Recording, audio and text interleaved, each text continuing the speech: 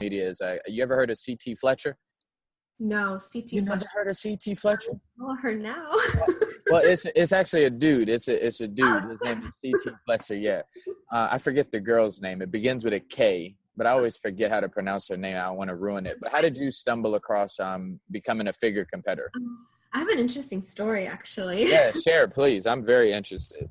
So I was an art major for the most part in college, and I decided to become an art teacher, and I became an And art you went teacher. to Keene University too in Jersey. University, yes. Yeah. Shout out to New Jersey. Yes, shout out to New Jersey. Dirty Jersey. There you go. On my senior year, I decided to take off because I was so stressed out, and I was like, this is my last year. I was already a teacher, and I was happy where I was, or I thought I was happy.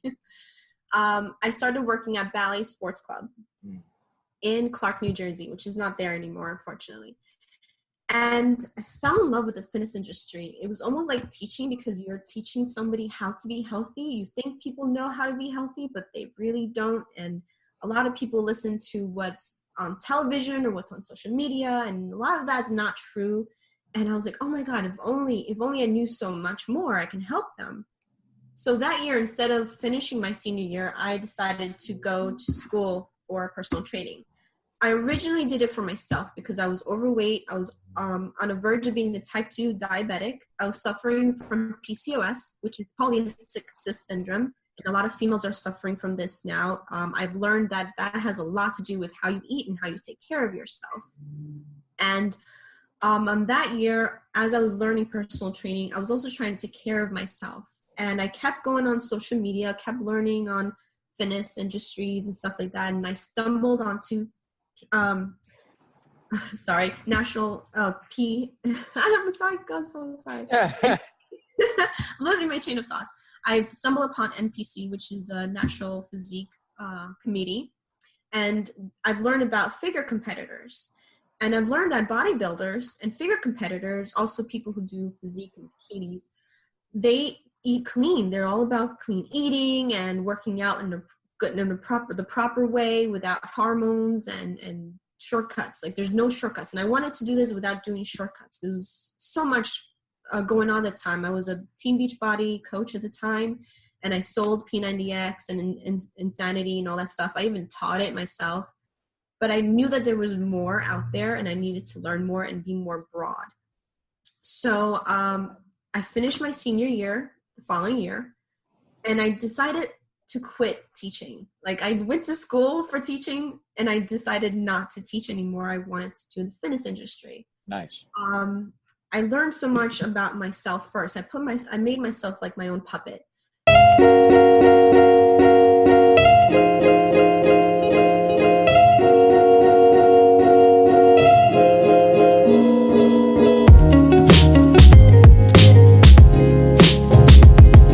So I tried CrossFit. I tried powerlifting, which I loved. It gave me the strength I needed, but it gave me a bulky body.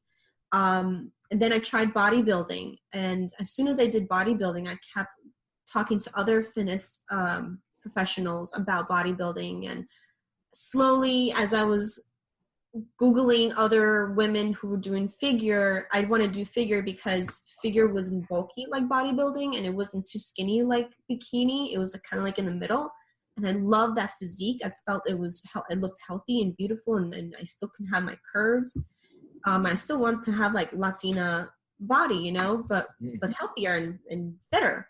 So I kept playing with myself, playing with my body, trying different workout styles until I finally found a coach, because I figured if I really want to do this and I really want to learn, I have to hire somebody to get me there. So I hired a coach. His name is Sean. He's also my colleague. And we worked together. We played with our macros, which is the way we follow our food based on protein, carbs, and fat. And I've learned that a lot of the clean eating is not just eating a certain amount of time a day or working out a certain amount of time a day.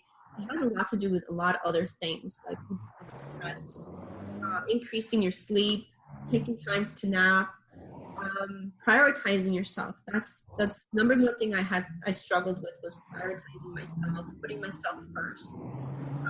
Once I started doing that, everything started to flow and my body started to change.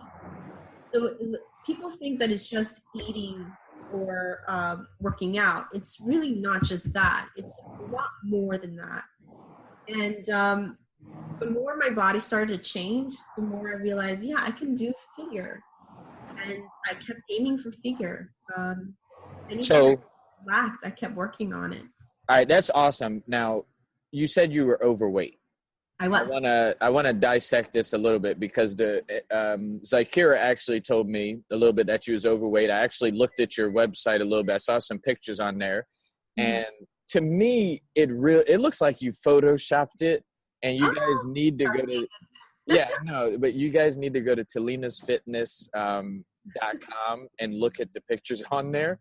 But I saw like correct me if I'm wrong. Mhm. Um, there was a lot of cellulite. It looked like a lot of cellulite, like when you turned around and It you was could more see than your.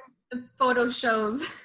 Yeah, it was weird. But then you had some other pictures where you still were turned around and it was like just smooth like butter. Like, how overweight were you? And you also said you were diabetic. Yes. So was there a connection between the two of being overweight and that led to being a diabetic? Tell us a little bit about that. Yeah, I was always skinny. I was always a skinny person, and I gained weight in college because I ate out all the time. I didn't eat at home. I was never home. I was always either at work or at school.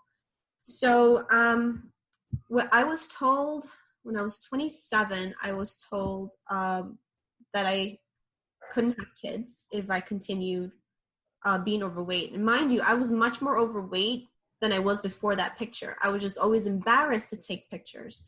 I always took pictures from my neck up because I looked slender, Anything down, you can see I had a belly, I had love handles, I had thick thighs. I wore leggings more than I wore jeans because it was hard for me to find jeans. Okay, so we don't have pictures of No, when you were big because you didn't even want to take I pictures regret back. not having that. Yeah. Okay, so but you probably didn't know that you was got this turnaround. Never in my life. I never thought I'm going to work out and be fit. I had doubts and fears, and So for context, how tall were you?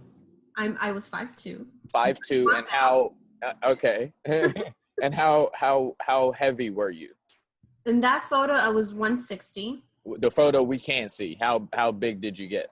165, almost 170. That Okay. was my heaviest. But my BMI, which is what I actually go to now, which is my body fat, which is Mm-hmm. how much percentage of fat I was on the red zone of the chart. If you can imagine the chart, Mm. I was 35.6% body fat.